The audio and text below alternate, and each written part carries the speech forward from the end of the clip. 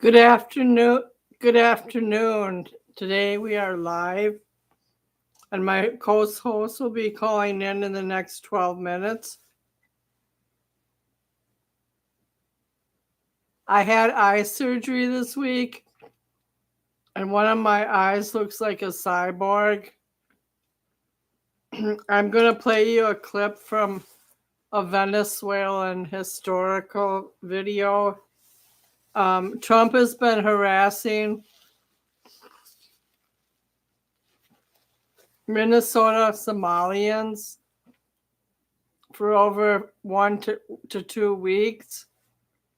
And I will be discussing that during the show, but I'm going to start out with this video clip about Venezuela. We are on the brink of going to war with them over their ancient practice of oil reserves that they cannot tap right now, and our American ability to seize their oil tanks and take it away from Russia and Iran. Here we go. Largest oil reserves, sitting in a country where 30% of the population has already fled, Russian and Iranian weapons flowing in. And in August, for the first time since the 1980s, the U.S. has assembled a massive naval strike force just miles from Venezuela's coast. 8 warships, a nuclear submarine, over 4,000 Marines. Officially, it's about drugs and refugees. But here's the truth nobody wants to say out loud. Washington may actually be preparing to invade. Why now? Today, we're unpacking I'll be right hidden back. evidence, from collapsing oil pipelines to China's secret deals to the quiet troop buildups that prove why the U.S. might be closer than ever to war in its own backyard. Today's crisis didn't appear overnight. It's been decades in the making. And to really understand why Venezuela and America are now on the edge of open conflict, we need to rewind. It all started in 1999. When Hugo Chavez stormed into power promising to defy the United States. By 2002, the relationship had already collapsed. The CIA even backed a coup that briefly removed Chavez from office, a warning that U.S. intervention in Venezuela wasn't a conspiracy theory, but a reality that would haunt the next 20 years. Chavez built his entire image around defying Washington, constantly painting the U.S. as an imperialist enemy. His successor, Nicolas Maduro, doubled down on that message, turning being anti-American into Venezuela's official brand. The result? A spiral of retaliation. Venezuela seized oil fields, the U.S. hit back with rising sanctions, and the 2000s turned into a slow-motion collision course that was bound to explode sooner or later. By the mid-2000s, Washington had Venezuela in its crosshairs. First came the labels, failing counter-narcotics partner. Then came the sanctions, targeting officials and allies of Hugo Chavez. But things escalated under Maduro. In 2019, the U.S. made a move straight out of a spy novel. It declared opposition leader Juan Guaido the real president of Venezuela and openly backed an attempted coup. The plan failed, but the message was clear. Every crisis, every sanction was dressed up as democracy promotion or drug control. But behind the curtain, it was always the same 3 motives: oil, power, and blocking Russia, China, and Iran from gaining a foothold in America's backyard. By 2025, Maduro had forced his way into a third term after a blatantly rigged election that saw thousands of opponents thrown in jail. The world condemned it, but Maduro didn't care. Now, Venezuela was isolated. No diplomatic ties left. No trust on either side. And that's when the real danger set in. Every supply ship, every military advisor, every frozen bank account turned into a potential spark. The entire U.S.-Venezuela relationship had become a high-stakes chess match. And one wrong move could set off open conflict. And then there's the oil. On paper, Venezuela should be filthy rich. It sits on the largest oil reserves in the world, over 300 billion barrels, more than Saudi Arabia. In the 1990s, it pumped over 3 million barrels a day, with nearly 2 million flowing straight to the U.S. But today, the oil giant has collapsed to less than 20% of its peak. And here's the bizarre part. Venezuela's oil is so thick, it can't even flow through pipelines without being mixed with lighter fuels. So the country that has more oil than anyone else has to import fuel from Iran just to move its own crude. The system is apart. Over 25 pipelines, some more than 50 years old, are leaking and breaking like arteries in a dying body. Oil spills, blackouts, and plants running at less than 10% capacity are now routine. Fixing it would take $58 billion just to get back to 1990s levels. And when Caracas tried to pivot to natural gas, that hope collapsed too. The Dragon Field, a $35 billion project that could have supplied Trinidad, was abruptly cut off when Washington pulled Shell and BP's licenses in 2025. It was a clear message. The U.S. isn't just squeezing Maduro. It's trying to choke Venezuela's energy lifeline completely. But here's the devastating irony. Venezuela's oil collapse isn't just broken pipelines. It's a death spiral. Every failure means less money. Less money means no repairs. And no repairs means even bigger failures. In the late 1990s, state oil company PDVSA had over 40,000 trained engineers. Today, fewer than 12,000 remain, and many of them lack the expertise to run the world's heaviest crude. The real talent has fled to Canada, Colombia, and Texas, taking decades of irreplaceable knowledge with them. What's left is a nightmare. Soviet-era machines that break down weekly, workers forced to patch leaks with improvised fixes that would horrify any safety inspector. I'm pausing for a minute. So I'm going to talk to you about my introduction today. My show's in 3 minutes. So tonight's topic is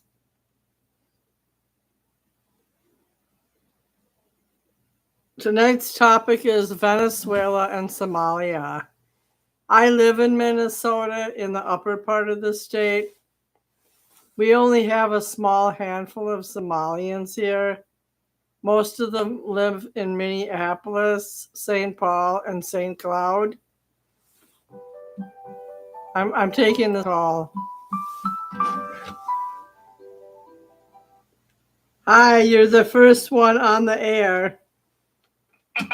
Hello. John and Don will be calling in shortly. So there's 2 topics tonight. The first one is the Venezuelan crisis is getting worse, and there's more focus on that. And the second one is how Trump is targeting Minnesota Somalians and exaggerating what the fraud case was 3 years ago during the pandemic, when they took food from Feeding from the Future and didn't apply it properly, which is actually true. And those 6 or 7 people have already been convicted and deported. So which topic should we start out with? They're all depressing. Well, my expertise is foreign policy. Okay. I don't know what other people's expertises are, but if you have something on the books to talk about before Don and John get in, why didn't you share it with me now? Well, I don't have anything in particular. I was just mentioning as far as, do we have anything uplifting at all? Well, I will talk about Venezuela in a little bit in its history before the other 2 hosts get on the line. The first item is that when Hugo Chavez left in the early 2000s and Maduro took over, there's a lot more structural and chronic problems in that country than meets the eye. The first one is that they haven't upgraded their technology or their oil producing functions in over 15, 20 years. So the Russian and Iranian scientists have been coming over there trying to upgrade it, and they've been having troubles. Our real motive for going in there is oil. It's not a drug problem. But the drug problem surfaced when Pete Hegseth sent a battery of fleets down there to intercept a carrier that had drugs on them. Now, he is getting flack for some of his unusual targeting, but the fact is that even though Venezuela has the most oil reserves in the world, supposedly even more than Saudi Arabia and Iran, is not being utilized lately, and its inflation rate right now is 48%. So at this particular moment, the American military feels intimidated by Russian and Iranian involvement because of the lack of leadership in the structural way they're trying to fix the oil production in that country, and it's not being successful. So go ahead and talk. Question. So you said that the drug issue got worse after Pete Hexas had intercepted a ship with drugs. Right. Well, what I'm saying is that the news have been highlighting that one incident in which our military attacked a ship that they felt threatened by. But the real question lying beneath all the surface is the fact that Russia and Iran are in there trying to help Venezuela reboot their oil reserves so that the country can produce some wealth, because it's gone from over 300 million to 100 million in productivity in the last 5 years. And because of the high inflation and many Venezuelans escaping the country, they're not getting much legwork done with Maduro as a contrite political leader who seems to be blocking certain avenues. Yeah. Okay. I read something about him fleeing or getting ready to flee Venezuela. In that case, it would open up a complete open barrier in the sense that anybody could be subject to becoming the leader then from any particular party. So there was that one woman who won the Nobel Peace Prize for trying to save her Venezuelan country. She probably has a good handle on who wants to be the next president. Okay. Kind of like Libya, when Libya was left with no leader, and then just had a bunch of terrorists come in and try and... Who actually is the head of Libya now? Who is the head of Libya now? That's a good question. I don't know if they have one leader, but I will look that up and see what's going on. So while you're doing that, I'm gonna call John, and then Don will call in on his own. So I'm gonna call John Yoder. Okay? Is that okay? You're gonna be on mute for about 60 seconds. Just a second. Let's go.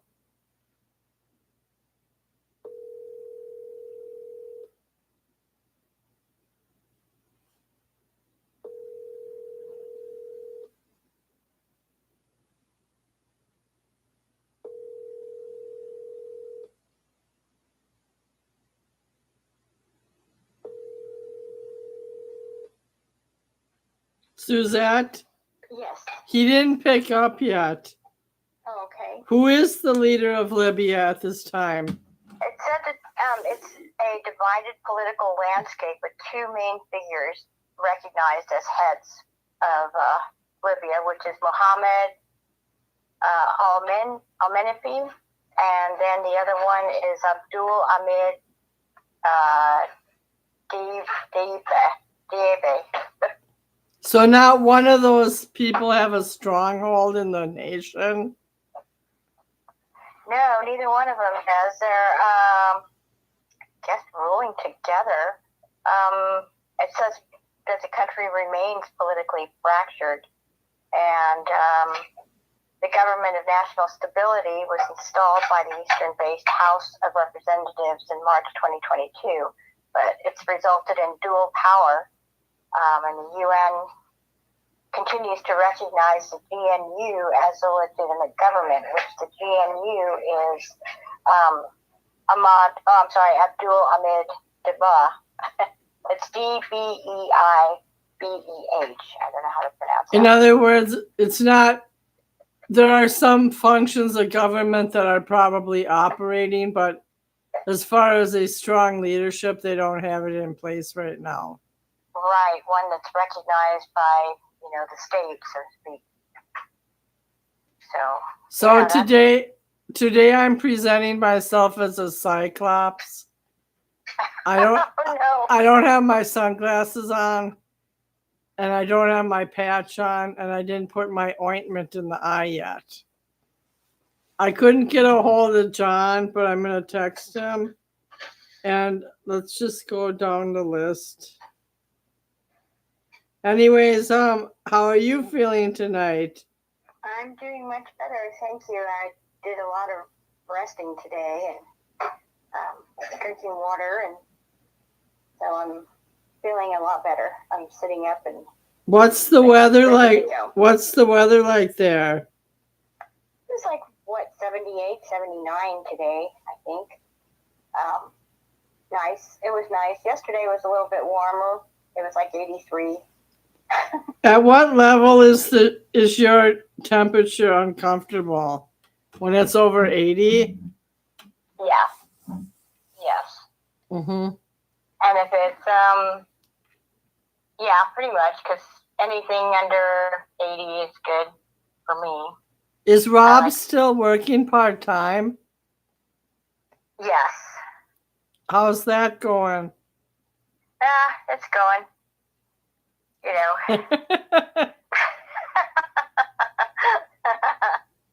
Yeah, nothing spectacular. No, not yet. Don, Yeah, somebody's calling in. Just a sec. Okay. Okay, hold on. Oh, wait. No, it wasn't. It was a mistake. Yeah, go ahead and keep talking small talk. Well, I was just going to say, as far as Libya is concerned, you know,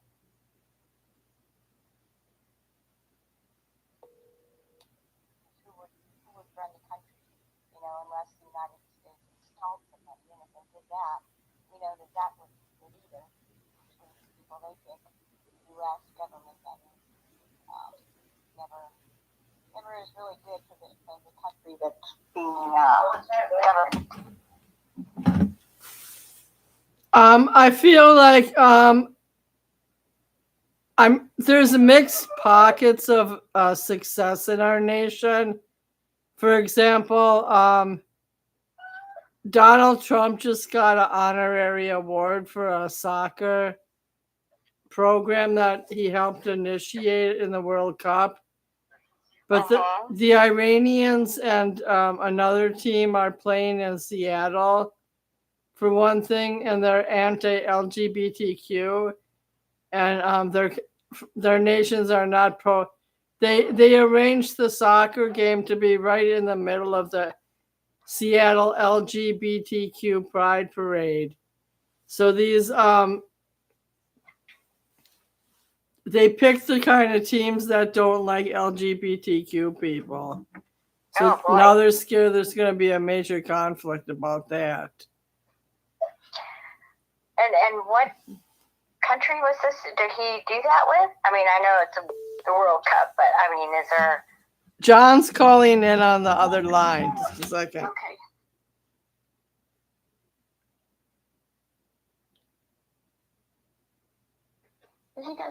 John and Suzette are on the air. John, we're talking about the World Soccer Cup and how Trump organized a game in June in Seattle in the middle of the LGBTQ Pride Parade, and that two countries that put people to death for being gay are going to be present at that game. I know one team is Iran and one team might be Pakistan or Russia. I'm not sure. Wow. So far I've done an introduction before anybody arrived.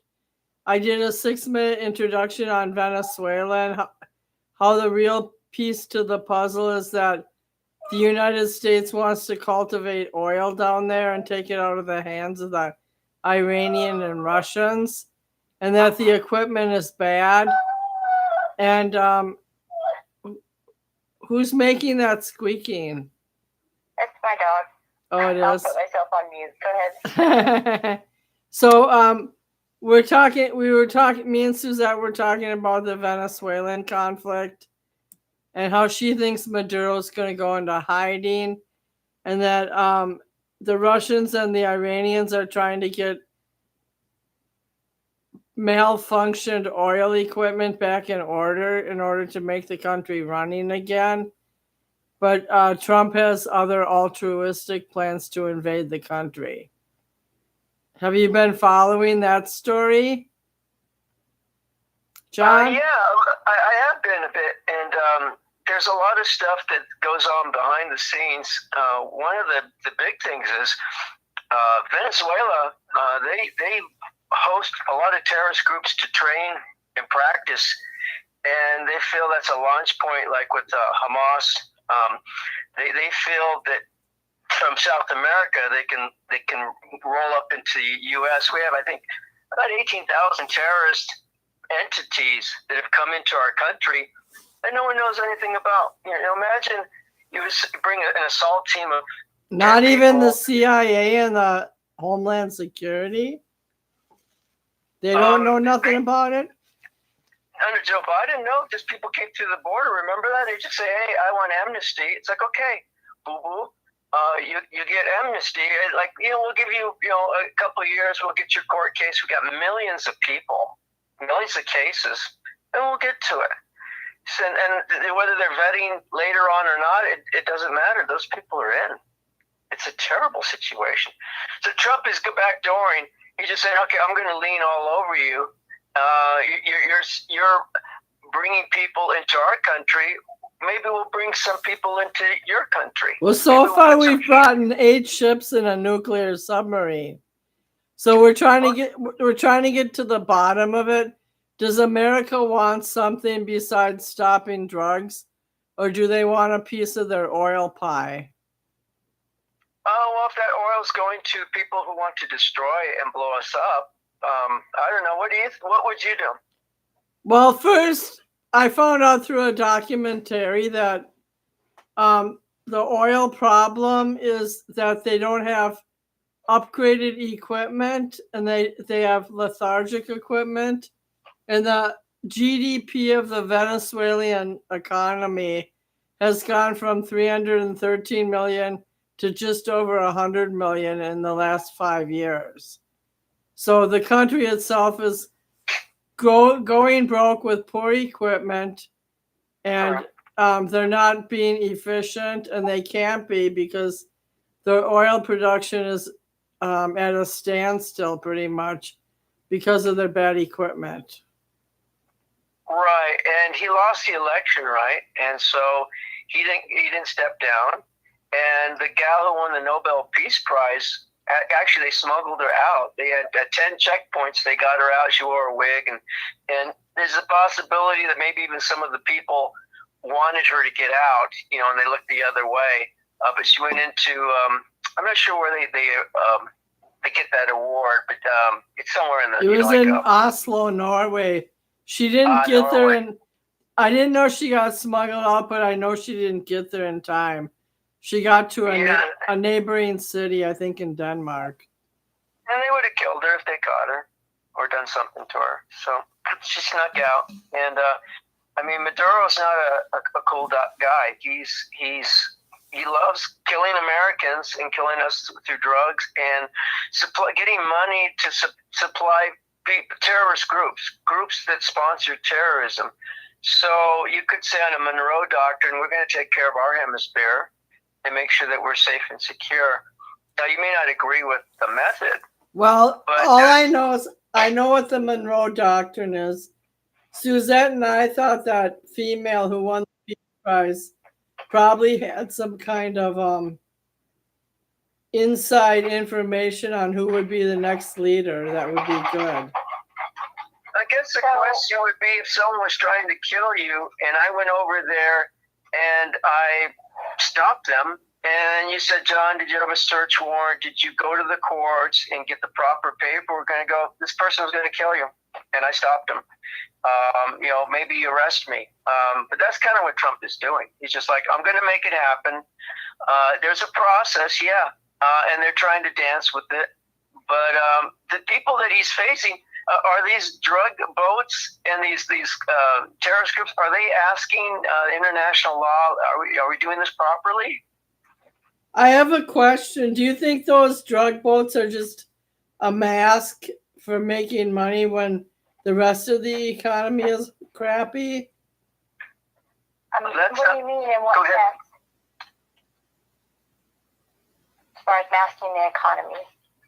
Hello? Suzette, what is your consideration in this matter? I mean, what do you think the I think public opinion is? I think the boats coming with the drugs are, out there to see wherever they land. I think that that's always been going on. It's just we chose to acknowledge it, see it, and now deal with it. Because otherwise, as far as the drugs coming into the U.S., yes, some are coming from Mexico, but the fentanyl is coming from China. And so China and Venezuela, as far as working together, and with Russia, like you were saying. You think China's in on it? What? You think China's in on it? Oh, yeah. I think China is working, alongside with Russia to get that infrastructure back up again, to get the U.S.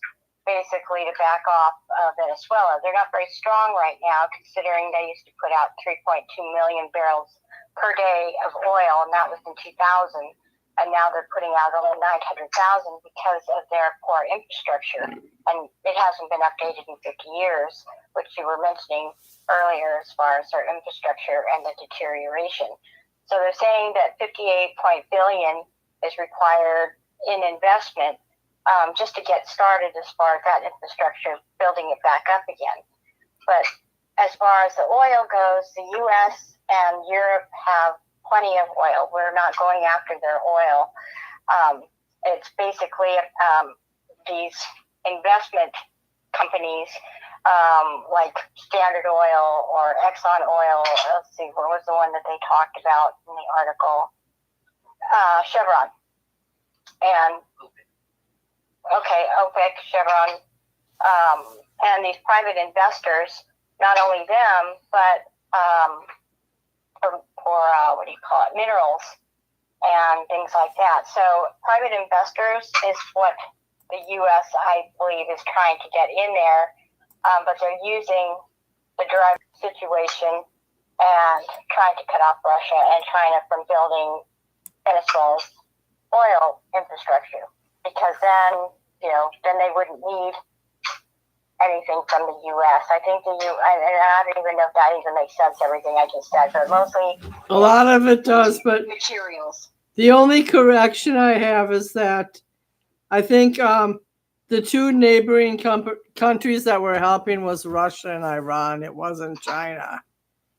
Russia and Iran are sending their scientists over there with equipment and upgrades. It wasn't China. Okay. So. But maybe you read that in an article. I'm not sure. I probably did, but I'm, if it's Iran and Russia, then I stand corrected. Yes. Thank you. So, another topic that we've been dealing with lately, John, is Donald Trump has targeted Somalians from Minnesota as a group to be dissipated and deported back into the atmosphere. There was a big coverage on NPR this week on, can you deport people once they become citizens? There have been only an average of 24 cases a year of deportation. The only way people can get deported is if they lied about the country they came from, they lied about their name or their marital status, and Trump just kind of lumps all targets together into one category and says they're all bad people. Not just a handful, but the whole group. So the Minnesota Somalians have been fighting for their own pleas on Instagram, and a Minneapolis council person who is Somalian did so as well as different neighbors who they haven't shown up at their jobs and clinics this week because of ICE. Okay. Well, I don't believe. Actually, I heard Trump say not all Somalians, but there are, a good portion of them as far as being scandalous in their fraud and whatnot. But as far as the entire group of Somalis, I don't believe he said that, if I heard correctly. He pretty much said they're all garbage and they all need to leave. Well, you can't. They came from a climate of 90-degree weather to 5 below zero. So, first of all, I don't care if the dog cries. It's okay. The first thing is that they adapted and they've been here over 5 or 10 years. And there's big pockets of them in Minneapolis and St. Cloud. And they're not all just going to pick up and leave. It's just not possible. So let's be real, Donald J. Trump. You're not just going to be able to get rid of them all. Well, there's a couple of points to that. One is the same group called Trump fascist, Nazi, Hitler, all kinds of names, but he calls them garbage, and suddenly he's the worst person on the planet. What's happened, it's a model of how Islam or Muslims operate, just historically. Look at just time. They go basically to small cities, small neighborhoods. Minneapolis isn't small, it's big. Yeah, but I'm saying, as far as like Dearborn, Michigan, they're not going to New York City. Well, they're starting to, but they're not going to LA and different places like that. They go to these Midwest small towns, populate, and then elect a mayor. Like England has over 5 Muslim mayors. It's not just one. Yet it's like a 3% Muslim population. How did that happen? So what happens, you get lawmakers in, and then you start, the people in the area start going, we don't like these Muslim communities. We're getting out. We're out of here. You start getting a 55, 60% community with assembly people or council members promoting an Islamic way of life, and suddenly you have mosques and you have chants and horns blowing in the morning. Okay, you're lumping things together too. We're not talking about Dearborn, Michigan. We're talking about St. Cloud and Minneapolis. Well, what I'm saying is this Somali population is a lot of Muslims. And what's happening is Tim Walz, imagine that. This guy would be vice president with this, and they would have covered this whole thing up. And there's still ongoing investigation. It's blowing up to $1 billion, and it might be even more money. Did you know that the Food for the Future, that was an open and shut case, and they convicted the 7 people?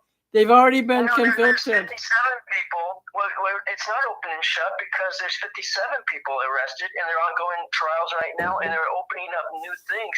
And they're going from city to city and starting to look into a bunch of these programs where millions, guaranteed 250 million, guaranteed.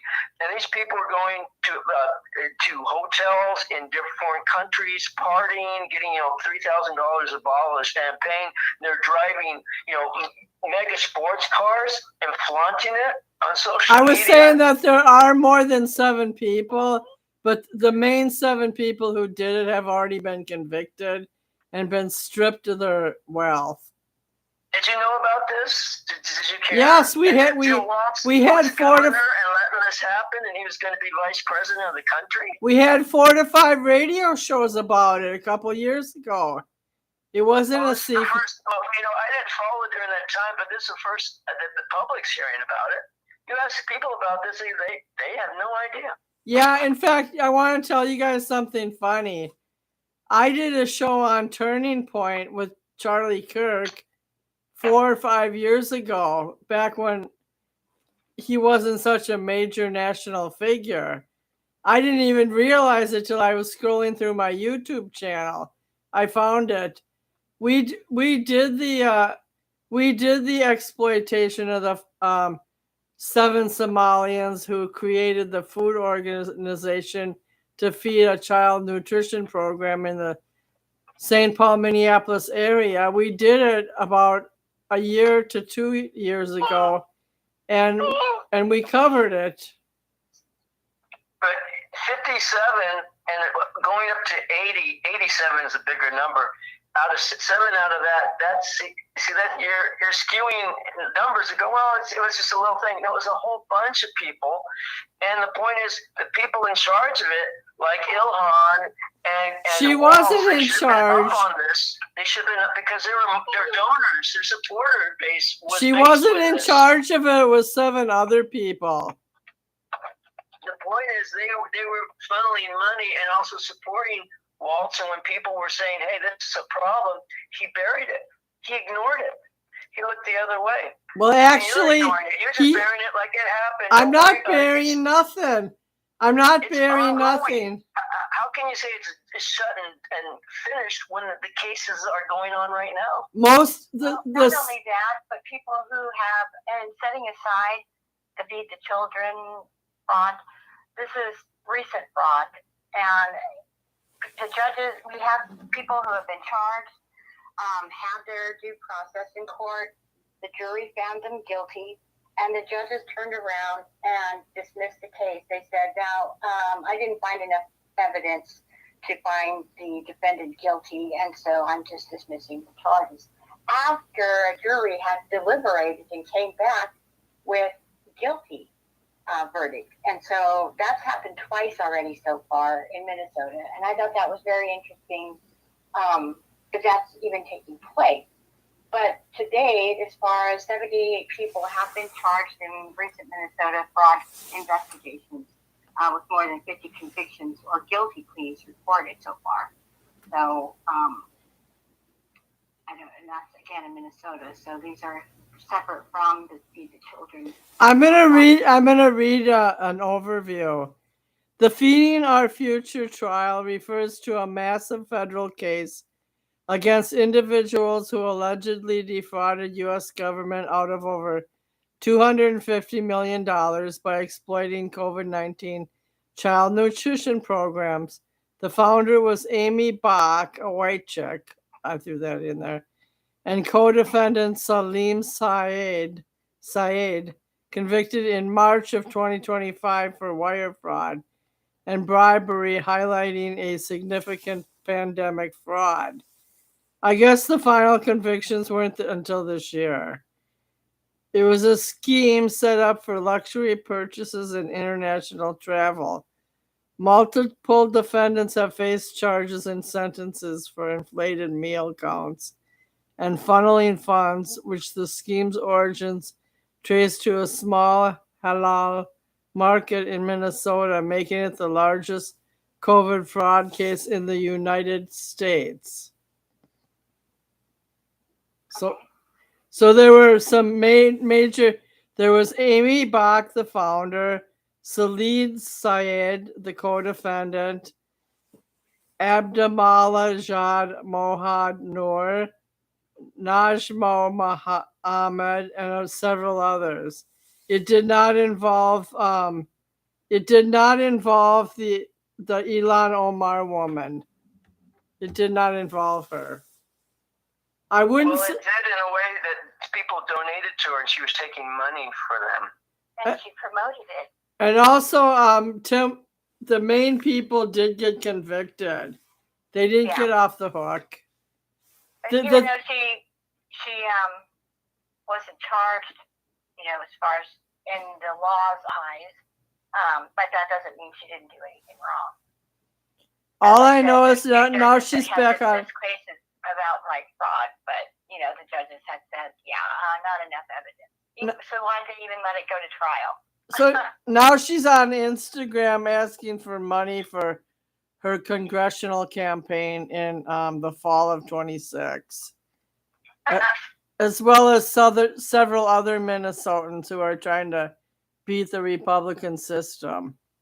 Oh, by the way, Ilhan also disclosed that she was in debt, I think, 4 years ago or so, and then she had little money, like under $15,000 or $20,000, and now with her husband, they're worth $30 million. It's just really. I'm not giving any money to any politicians, not even maybe Mark Kelly, but nobody else. I mean, she's some pretty lucky girl there, I'd have to say, especially the corrupt American system she seems to love Somalia and hate Donald Trump. So I want to talk. very I want to talk a minute about supporting other organizations. For example, I tried to sign a petition the other night for Mark Kelly, who made over 39 missions overseas. But every time I just try to sign my name, they ask me to donate, so I just blocked it out. Wow. Really? Yeah, it pissed me off. I don't have $2 to give them right now. I have a bad eye. Look at me straight in the mirror. I had eye surgery. I look like a bloody corpse. But that doesn't even make sense, though, for them to. If you support him, then you got to give money. Otherwise, we don't want your support. I mean, your name on. And I gave $3 to this guy in Iowa who's in a wheelchair. But there's another crop of Minnesotans coming up to run for Congress, and I just can't afford to give right now. I just can't. Yeah, it's a bad time of totally year for me. But that doesn't mean that you don't support him. So wow, give us money, and we'll put your name on the list. To become a congressperson, you have to have at least $50,000 in the bank to even consider running for office. And that doesn't even count the local elections like the one I was in. RFK wants to make America healthy again. By the way, Carolyn Schlossberg's daughter is dying from terminal cancer, and she said her uncle is a schmuck. That doesn't help with cancer research. No. So she kind of threw him under the bus. I guess she was dying to tell us that. John, you're a terrible creep. I just want to bring him up, being we're talking about Muslims a little bit. I know it's like reaching, but he's trying to raise money for his his inauguration party. By the way, some people are suing Donald Trump right now for damaging the East Wing of the White House. Damaging? How's he damaging it? To their knowledge, they're getting rid of the old crap and putting in new. I think it's an upgrade. It probably has to be done. I'm just saying what I saw in the news. Yeah, that's good to know. I mean, as far as no, I do want to reiterate one more point before we've been on. They didn't mind when they had a swimming pool and a bunch of women were in it, and Jackie asked, "Are those women's voices in there?" And then the Secret Service like, "Oh no, Mrs. Kennedy, Madam First Lady." It's like, "No, there's no women over there." Very funny. So I was. It's your story, though. It's your story. Well, that was back before there was a gentleman's agreement in the press that they didn't report stuff like that. Well, nobody cared, right? But now it's they cared, but 30 years ago, they basically they cared, but they didn't want to know nothing about it. So I gotta step away to the bathroom a minute. Can you guys talk for 60 seconds? Let's talk. How you doing, Suzette? Hey, I'm doing all right. How are you? Are you still here in Cali? Well, I'm having a great time. I'm living the life. I'm about ready to go out and do some Christmas music for about 2 hours or so, or 3 till about midnight at the pier, Santa Monica.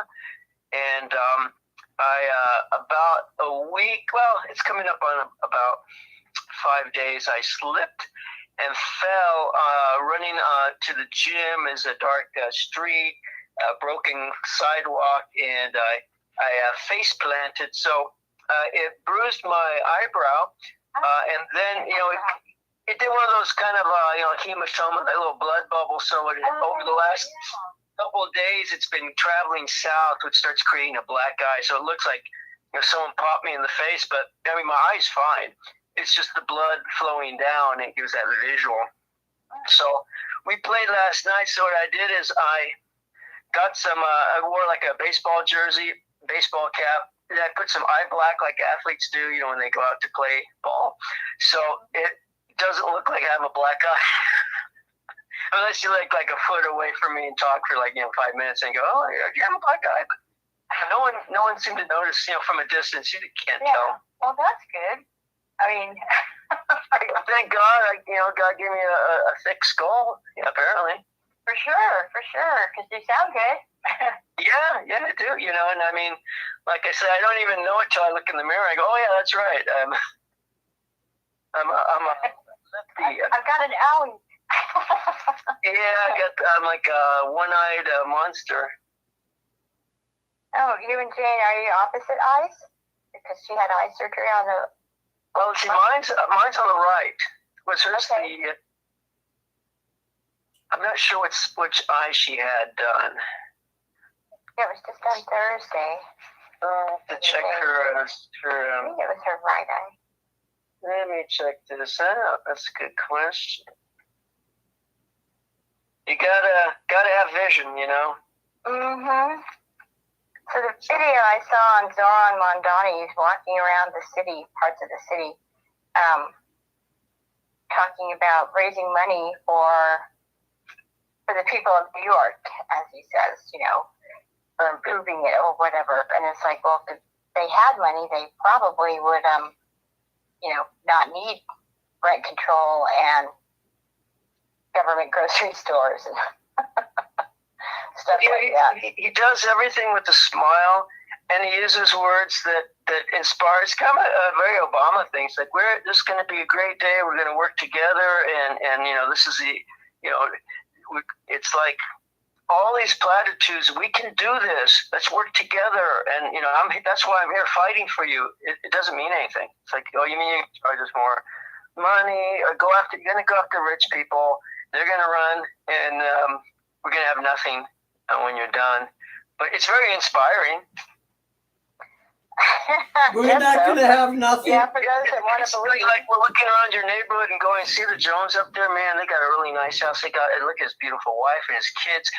Let's go get his house. It's because of him that we're poor. So let's get the whole neighborhood lynch mob to go there. And what are you going to? You're like, well, that makes great sense. It's called being covetous. It's called lusting after your neighbor's work. Like they built the company, they did put the effort, they had the idea, they took the risk.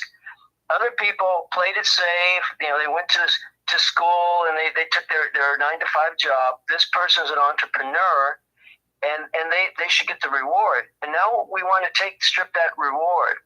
That's psychologically what destroys the system, because people go, why am I going to take the risk? Are you talking about the guy who started the Palisade fire that burned down a beautiful part of the city?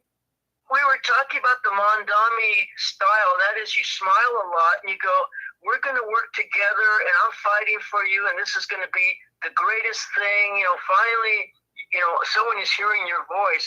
It means nothing. He's just saying these. You can plug Obama name in there or whoever. It's inspiring, but no, here's my plan. People who have money, we're going to steal it from them. We're going to find a way to take it from them, even though they work for it, because we don't like the way they spend their money. We think they should just give their money away, and then we'll all be happy. And you know what I thought about the other day when I was door dashing? My dentist, who lives in a beautiful house and has a toddler and a high school kid and maybe a middle schooler, she built her life the way she planned it. She got a degree. She got a dentistry operation. She has her own business. And she has a beautiful house and a husband. And she did things the right way. But she should feel guilty that there's people in the street, especially people who don't have teeth, and she should donate all her money, and because they're suffering and she's not. It's like, well, if she lived her life like them, she might be in the street too. So it's kind and of. And also, here comes Don Gallimore. Not me, it's them. Don's on the air. Just a second. I have to merge them. Don Gallimore's on the air. Yes, he is. There he is. Hey. Yeah. Hey, what's up? Good to hear you. Your Yeah, voice. good to hear you, damn it. Says, So I left Bianchi off the island for another week. that's right. I don't know if you did. I don't know. He's in a Venezuelan boathouse, waiting for a rescue. Okay. So how was your cruise? It looked like there were a lot of people on the cruise. No, it's fine. It takes some, it didn't take quite an hour to embark, but it took an hour and 10, 15 minutes to disembark. You have to, get basically Was there any drug dealers on the ship? What you're supposed to do. Was there any drug dealers on the ship? If they were taken off quickly. There was limited smoking, and there was no smoking of that kind. Don, you said there were too many rules on your cruise. Yeah, Really? Not really. You couldn't have 3 naked women in your room, or what were the rules? No, you could. That's about all you do. Other than that, you had to go to dinner and, pretty much whenever they say, disembarking, as I said, going to ports. We only spent after 5 days on the ship, probably a total of 15 hours, 14, 15 hours on land, otherwise boat locked. So it was kind of just too many regulations for, that a vacation is not supposed to be. And are you saying that you felt confined? You felt very confined. I mean, you got you're on their agenda for the most part, but they have, strict rules that you have to follow everywhere you're going, especially if you're going out of the country internationally. You still have to go through customs, and they make sure that they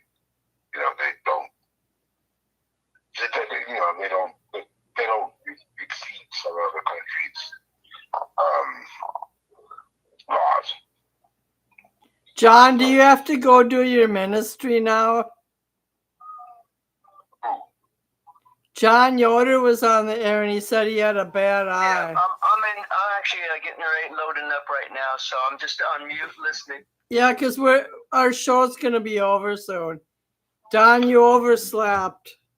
What do you mean? When did it start? It started 45 minutes ago. Oh, no, I was out shopping, making sure that we were taking care of our coming week, because we just got in town 2 o'clock this morning. I thought you were sleeping. Yeah, no, we've been in town for just a couple hours, so we're just getting our lives back together again. So we've been out. But, Okay. Sorry about that. Well, Suzette, I want to end the show in 5 minutes. Okay, well, what was it about? Venezuela and Somalia. Oh, well, I mean, Somalia is going to be very scrutinized. Somalis in Minneapolis. Walsh is going to be indicted. Bullshit. You know better than We wanted to see with your eyes wide open how you felt about Miami this week, and if you noticed any trouble down there. No, none whatsoever. In that there's a police presence in Miami Central, but all the other cities, it's minimal. And Miami is made up of kind of Lincoln leasers, people who don't even necessarily own property or apartments or condos or whatever. And they're living more or less either above their heads, or they're working very hard at whatever they can do to make money. So it wasn't. It didn't impress me as a place to live for children. Growing up. Unless you're ultra rich, you can't live there. It depends. You can live there, but there are places that are lower income areas. You can live in those 900 square foot, the Palm Beach type houses where they're comparable to those in LA. And so that's something that you do have diversity. It's very diverse. You got the older generation, mostly whites and Jewish, who've been there for a while. A lot of them are. A lot of the Jews are up towards Orlando and that other big resort city. I forgot the name of it. Well, My sister lives in North Beach. She owns a house there. She owns a house. Good job. But the thing is that it's also replete with people who are from Latino, Caribbean areas. And you got everybody who lives there, and there are places, there are no other dialects than some kind of... They have Haitians, they have Cubans. Right. They have a lot of poor people, but they also have a lot of upper middle class and rich. Right. I mean, they're extremely diverse. And that's one of the things that I could say. I was not expecting it to be that diverse. Those people who are playing, these are the University of Miami is a quote unquote party town. And then you got places that are I know somebody from the Bahamas who lives there. Well, the Bahamas is a different little place. It's made for money, built for money, and other people's money.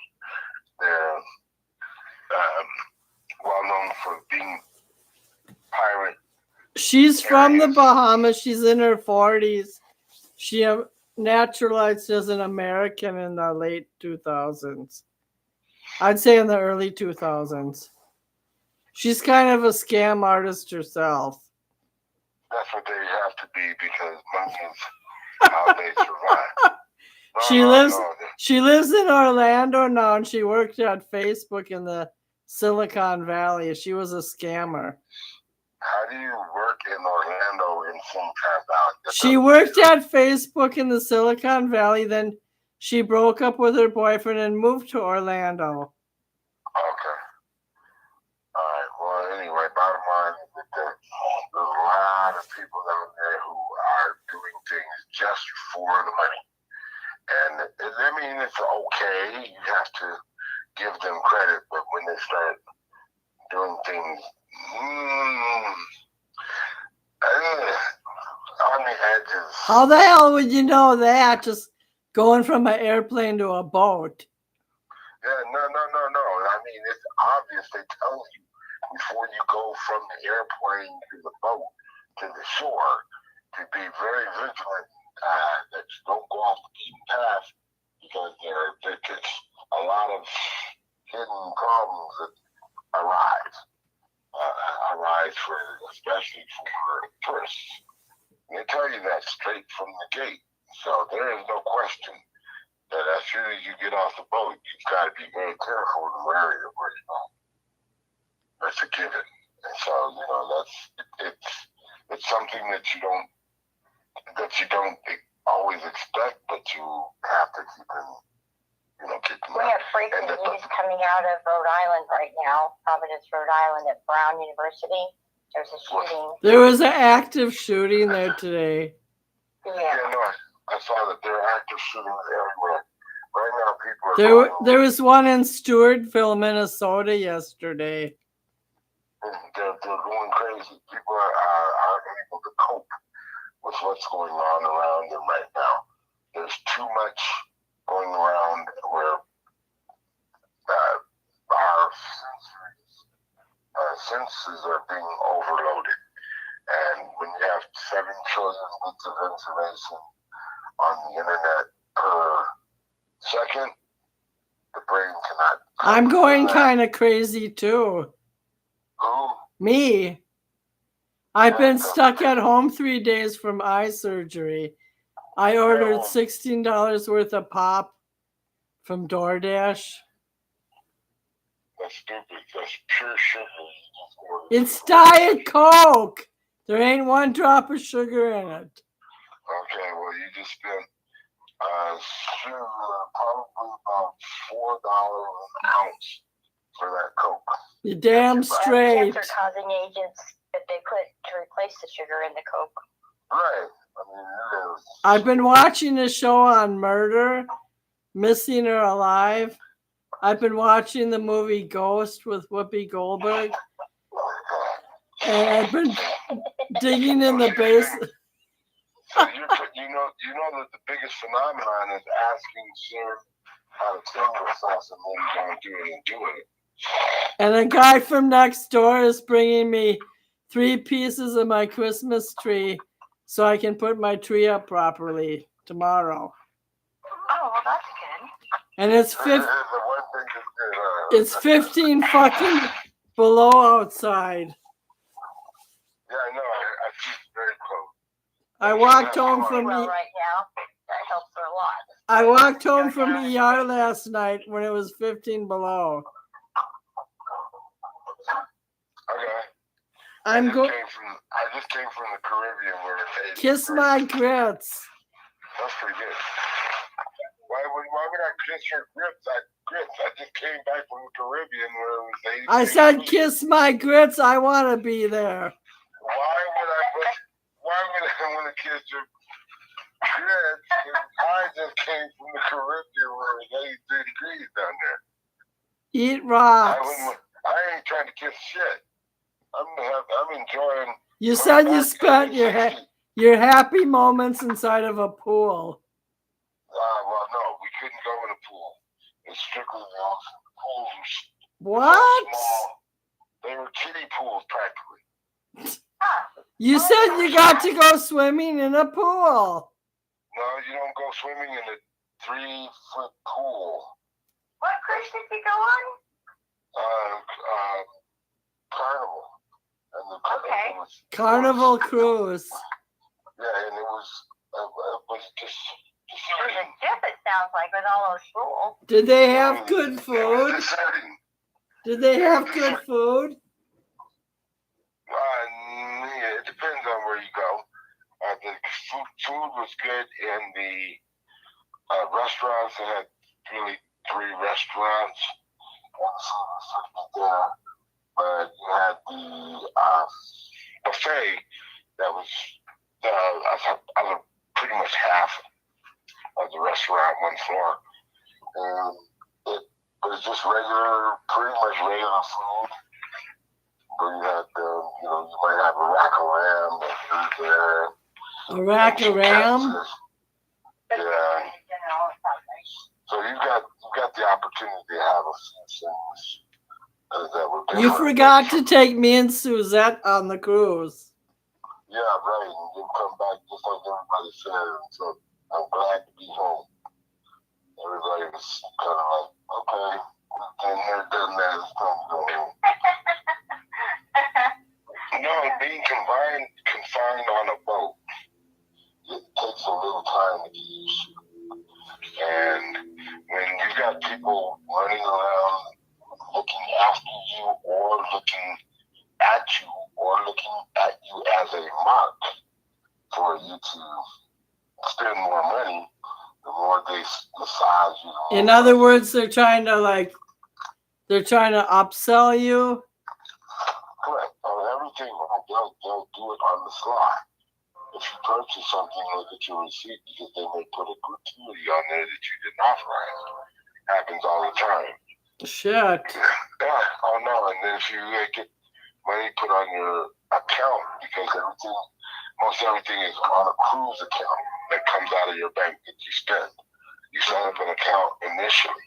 And then this is this particular cruise, but I think a lot of them are similar, where you set up an account, and that's where you put your spin. And if somebody else sets up the account for you, you can lose that money because it's not necessarily in your name. And so they can do pretty much whatever they want to do if you don't do that money. In other words, they can keep upgrading your tips. In essence, yeah. Okay, you guys, we're gonna end the show tonight. My eye feels funny, and I have to cover it back up. Yeah, you need to put your drops back in too. Yeah, I have to I gotta put the ointment in and the patch on at night. Did you say you had to go to the hospital a second time? Yes, because I had gallbladder problems, but now I'm okay. Oh, so it wasn't about your eye. What do you No, care? Thursday. You're swimming in a kiddie pool in the Bahamas. What the hell do you care? Well, no, I actually substituted the kiddie pool for a damn full-blown ocean, okay? I swam, I almost got septic. Maybe you'll get septic from gangrene.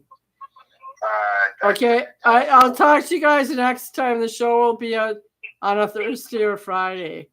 Have a good night, y'all. Nice. Thank you for calling in, Suzette. Bye. And Don. And John and Suzette. Nice talking to you, John. Bye. Yay! Woohoo! Bye.